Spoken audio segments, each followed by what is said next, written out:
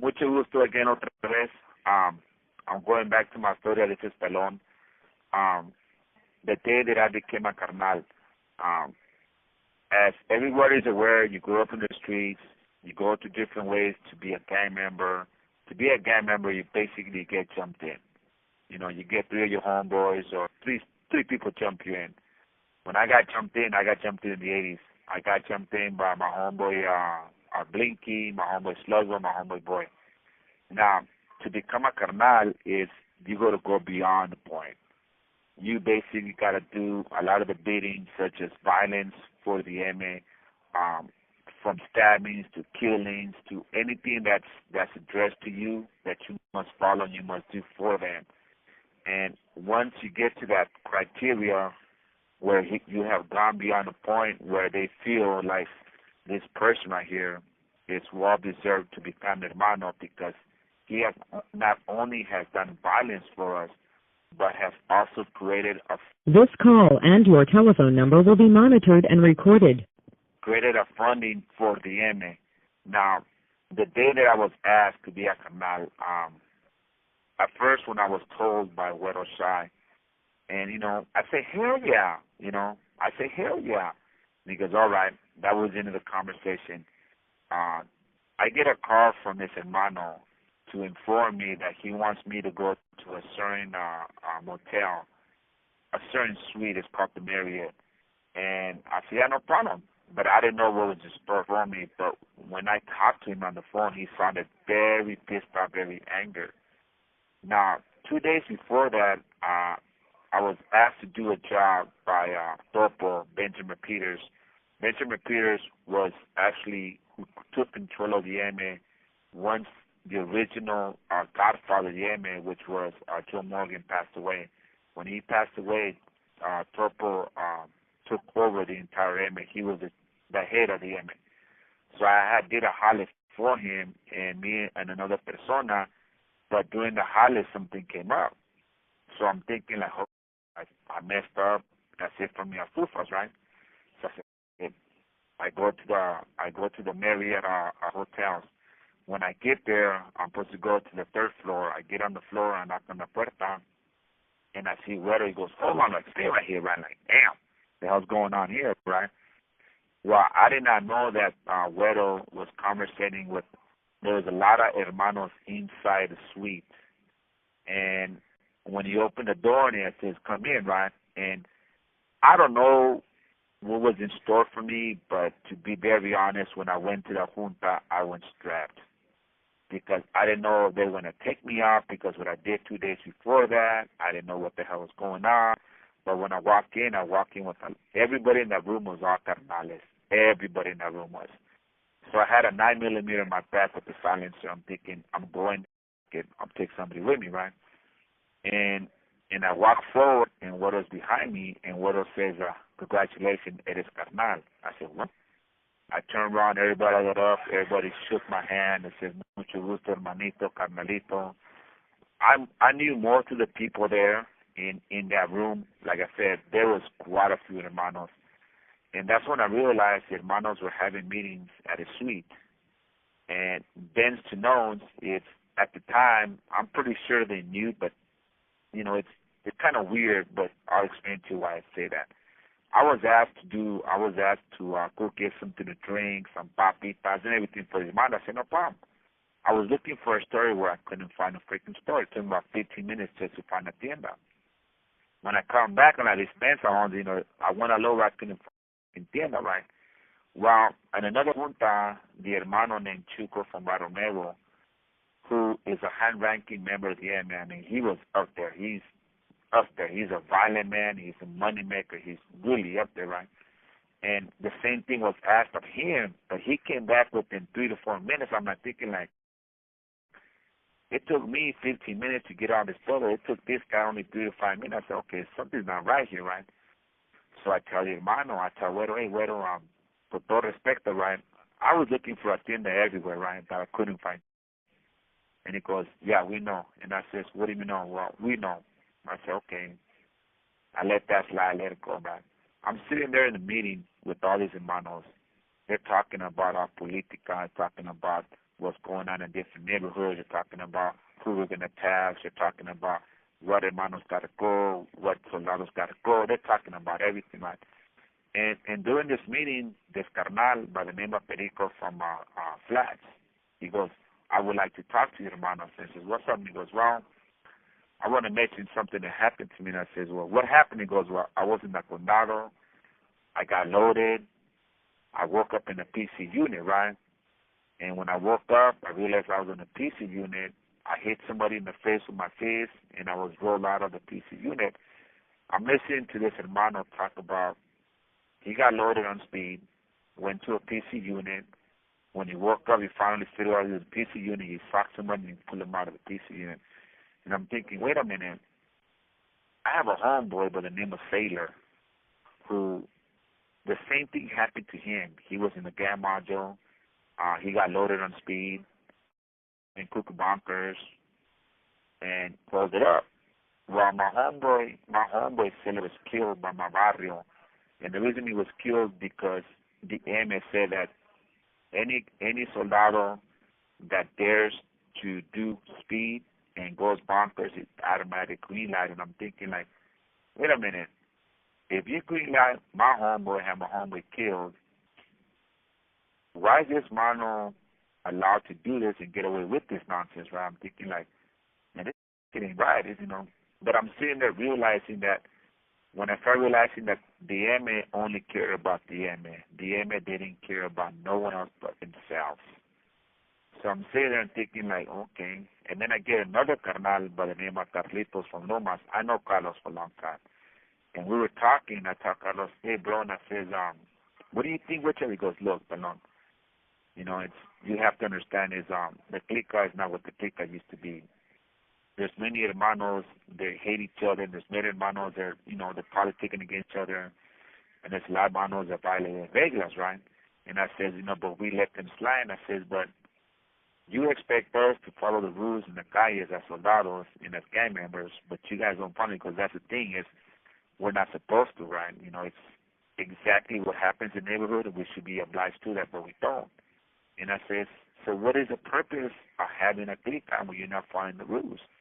Well, that's the thing about there, Pelon, is that we already passed them hurdles, and we don't need to do nothing. We already hermanos, and that's how it's twin.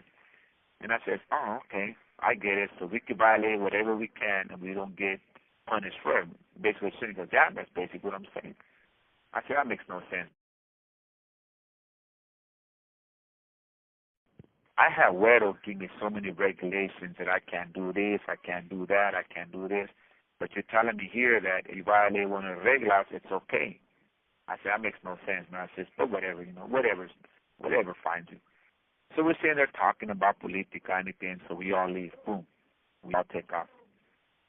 I had to do a job in Hesperia for the hermanos. And they all went to a junta. And when they all went to the meeting, they all got arrested. Well, they got arrested is because this hermano named Chuco from Barrio Negro was basically working for the FBI. He's been working for the FBI for 18 months and got all these hermanos arrested for everything you can think of, for RICO, racketeering charges. When they arrested all the hermanos, some hermanos escaped. The one that escaped was Gibby and Gabby from Norwalk, Negro from Artesia, and Carlos from Lomas. Those two hermanos jumped out the window, they escaparon. The rest got torcidos. And from what I was told by the hermanos is that when everybody got arrested, the hermano Chuco was actually walked out, led to a car and gave him a key to the car and took off. So right then they knew who it was, but they couldn't actually say. But they kind of had a hard feeling that this hermano was the known wreck.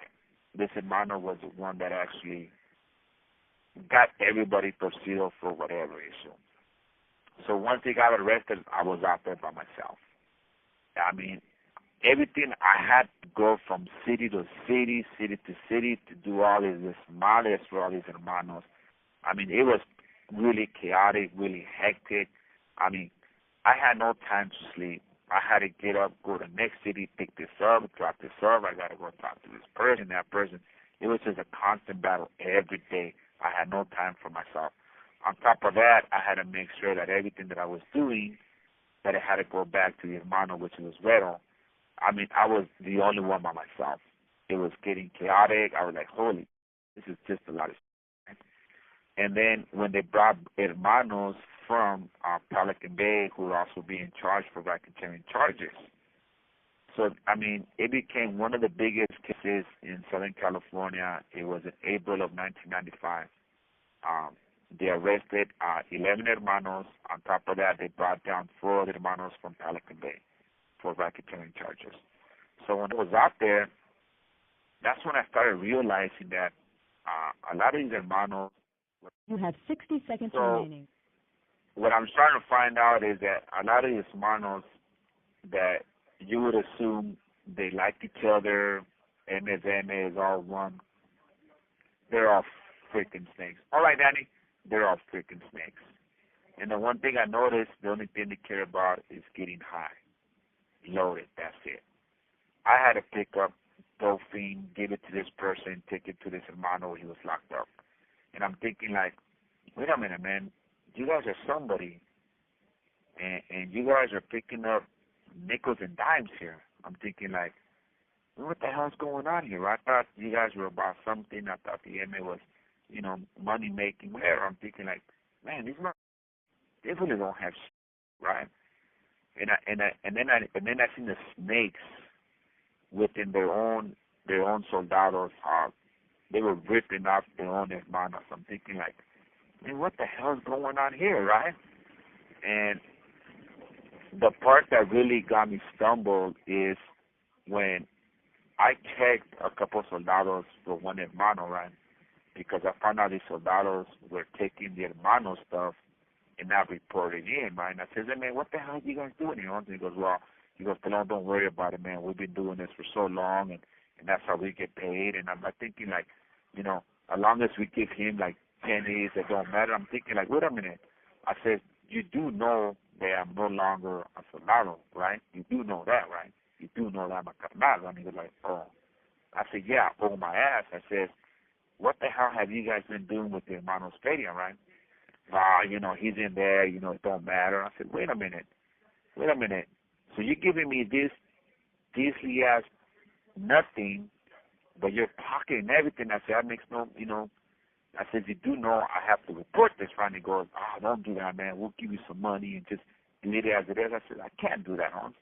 I said, you want me to go with the reglas that I'm supposed to represent, and you guys are doing the opposite here, Hans. Because they have Hans, pero, they don't care, Hans. They just want to get loaded, and they don't care about this, Pelon.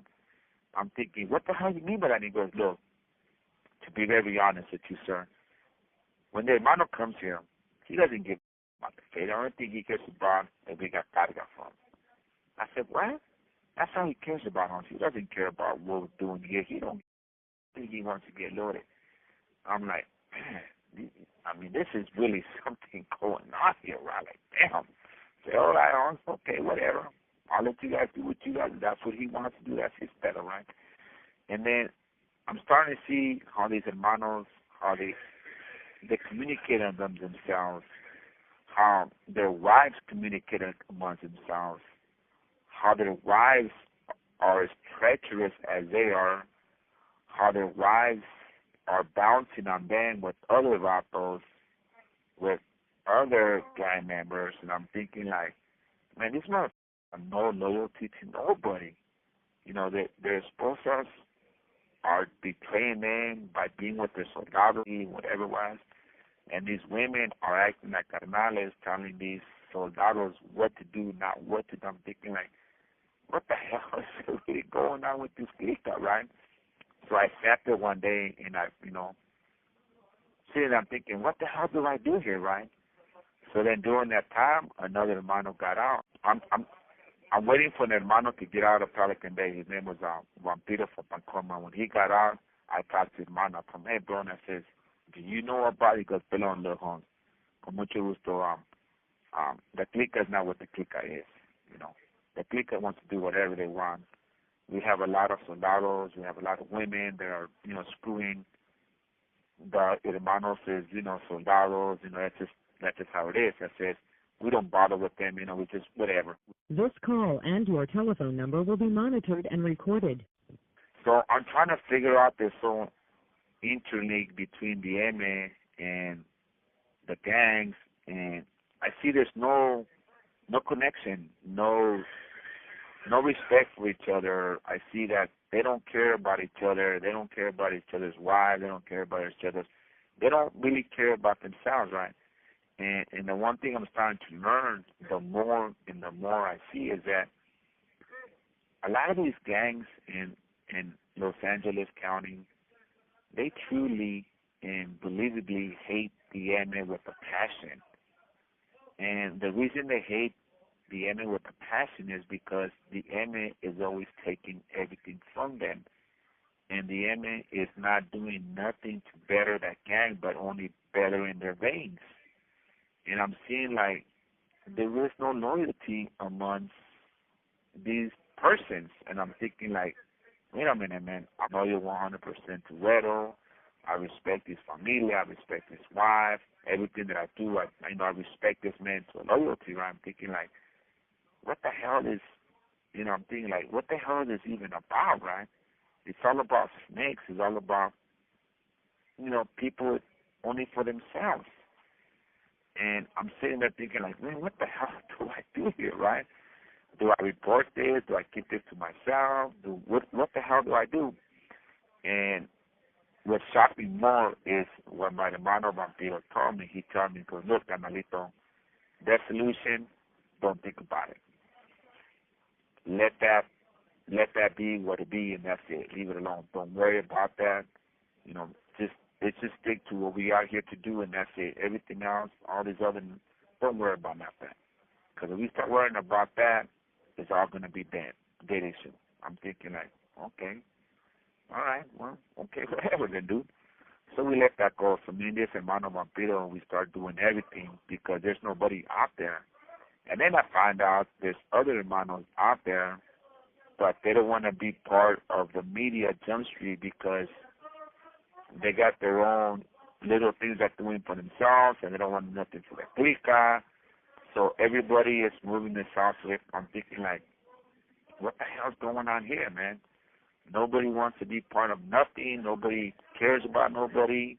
These hermanos are basically together. They're somewhere else. They don't want to do nothing. They just want to do their time, and that's it. I'm thinking like, what the hell's going on here, right?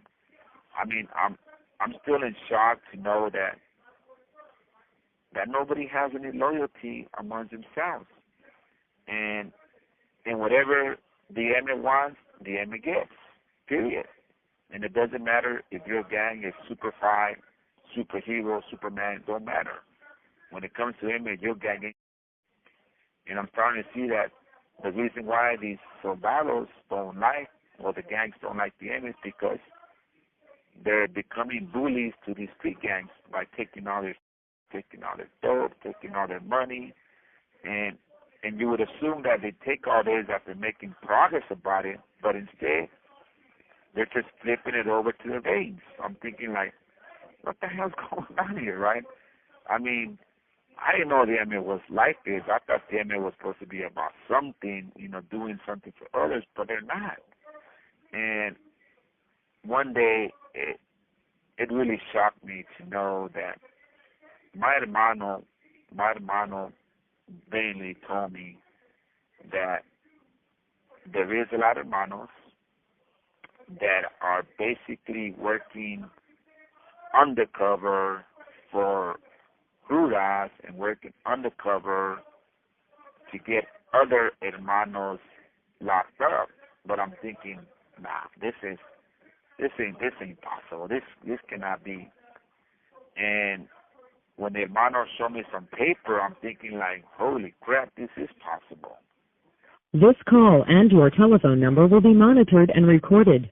I'm thinking like, this is really possible. This has been going on. And I told my hermano, Vamp, I said, hey, Vamp, I says, so why in the hell are we even doing anything if we're believed to grow up as youngsters to believe that being a rat is no good, that the Judas are our enemies, that Africanos are our enemies, Asians are our enemies, Norteños are our enemies.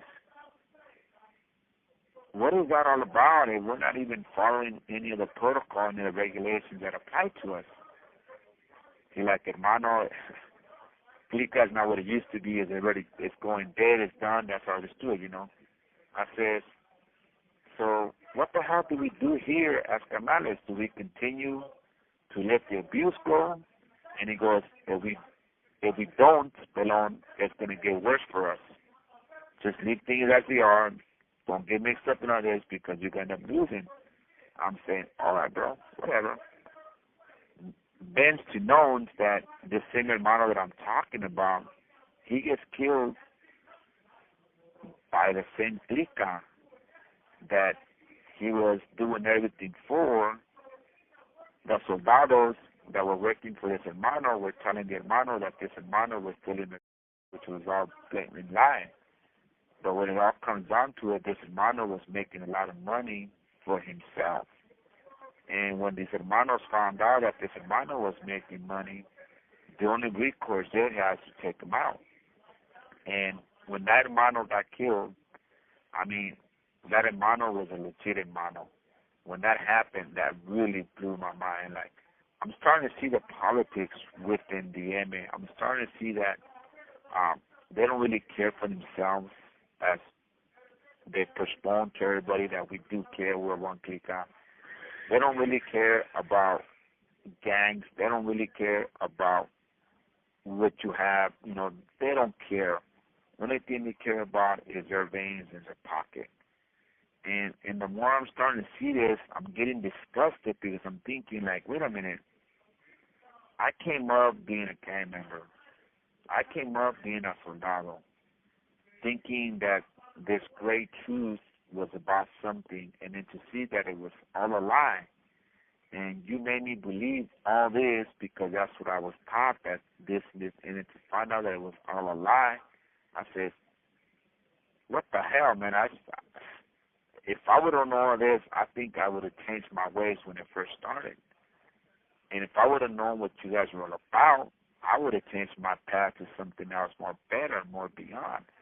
What I'm trying to say by all this, everybody that's listening, is that if you're going to go in hell to do something for your gang and then do something to become a soldado, and then hopefully that day you meet that threshold of being a carnal, when you find out that everything that you worked for, it was worth nothing, wouldn't it be easier for you to actually, everything that you're doing, all the violence, all the hatred, to turn that around and become something better? Wouldn't it be better for you if you're going to struggle every day to be part of a gang, to go after people just because they're from another clique, whatever the issue? Wouldn't it be better for you to struggle the same way, but as something that's more consistent, positive, where you could actually see the rewards and see the happiness and see the love from others, than to be working for something that you're going to be hated upon because you did this, you did that? Wouldn't it be better that instead of becoming a... You have 60 seconds remaining. What I was trying to say earlier is if I would have known everything that I know now, and if I would have known that by me walking around at 11 years old with a 22 in my pocket, if I would have known that going to neighborhoods and shooting up fools from another gang because I did not know them, they were just from a different gang, if I would have known that robbing these connections, if I would have known that my homeboy that killed a little girl, that, you know, he had to go, If I would have known that a lot of my homeboys that got caught up in the politica or got caught up with green lights, if I would have known that being a canal was the worst thing, if I would have known that seeing what the hermanos, all they care about was their veins, if I would have known that the only thing that they care about was making their pockets more bigger while they're taking everything away from me and my homeboys, if I would have known all this, and if I wish somebody would have actually told me the truth of all this, I think everybody's life, not only mine, but people that are starting this life, could only see and really know that instead of putting a gun in your pocket, wouldn't it be better to put a pencil? Wouldn't it be better to put a wallet with maybe about $10? Wouldn't it be better for you to walk around in a bicycle passing out newspapers? Wouldn't it be better to come home to see the smile, the love from your parents, knowing that you're doing something progressive? Wouldn't it be better to get an achievement from school, that you did so good in Glecha? Wouldn't it be better to show that instead of hate, you show love? Wouldn't it be better for you to actually walk your ass down to the projects and help somebody that needs help? Wouldn't it be better, all that, if you're willing to strive yourself to be a killer, that's fine. But the consequences, when that day comes, it's going to come knocking at your door. And if you're going to do all that hustle and bustle, wouldn't you be smart to turn all that around and actually hustle and bustle for your family, for yourself? Wouldn't it be better that your name or your picture is not behind a cop picture or behind the height, how tall you are, how much you weigh, or your picture is in a wallet that says prisoner, blah, blah, blah, where you can have it actually a license? You know, it's life is really small, and I gave all that up. I gave all that up because exactly what I thought was true. And I gave that all up because I thought that being a mighty macho, that blah, blah, blah, that I was going to get something in life. I didn't get nothing. I don't blame no one else. I blame myself. I blame myself for doing all that. I don't blame no one else for what I did. What I did is because I wanted to do. But there's that big but. If somebody would have shown me any difference, I think that my life probably would have been better. I think my mom's tears would have been tears of joy. I think my kids' love would have been love. I think my sister's happiness in their face to see me out there with them. You know, everything that I've seen in here is nothing but sorrow. My family loved me to death, but I know deep inside them, they look at me like, you gave all this up for this? And even though they're never going to tell me, they're never going to tell you, like, you know, we hate the fact that you're doing this, or we hate the fact that you're in jail. Whatever. They're never going to tell you because they love you so much. I mean, wouldn't it be better for you to actually live that life that they want you to live? Wouldn't it be right for you to question, well, wait a minute, if I put the big boy pants on, what's going to happen? What is my life going to be about? Am I going to go through the same crap that this person went through? Do I want to go through all that? Do I want to feel the hate? Do I want to feel the sorrow? Do I want to feel the tears? You know, because most men will tell you that we're too powerful. We don't cry. So a lot of men in here, I hear them every day. You know, they have the same story as I do. I wish I was home. And it's something that we can say, and instead of us helping you kids out or you soldados, wherever, listen and pay attention in everything you do. Because the law now these days, the law is not there to protect you. You're basically a money sign. You're a money sign since you were born. Flip that money sign and instead of have it for them, have it for yourself. flip everything about your life. This life is not worth it. This life is not even what you really think. This life is horrible. I hurt a lot of people through this life. I've heard it, and that's something I got to deal with when that time comes. But turn all that and do something better with yourself. Don't be another number. Don't be somebody behind these bars, because inside these bars, there's a whole different set of alligators and sharks in here. You thought the street was bad? No. It's just, the street is nothing compared to inside here. Inside here, you can't run. You can't hide. You can't, you're either going to stand up or you're either going to cheese out and have a jacket on you. There's something in here that we call character assassination.